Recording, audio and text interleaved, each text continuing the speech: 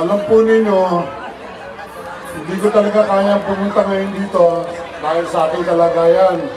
Pero meron lang ako isang bagay na gustong i-share sa inyong lahat. Makinig po tayo. Ito po yun. Tinatawag nila ako na best friend ni Duterte. Hindi. Ang tunay na best friend ni Duterte, ikaw,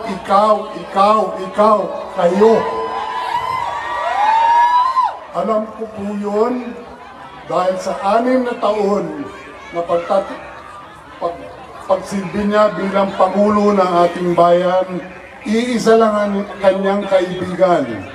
Ang kaibigan niya ay ang taong Pilipino. Kayo. Mahal niya kayo.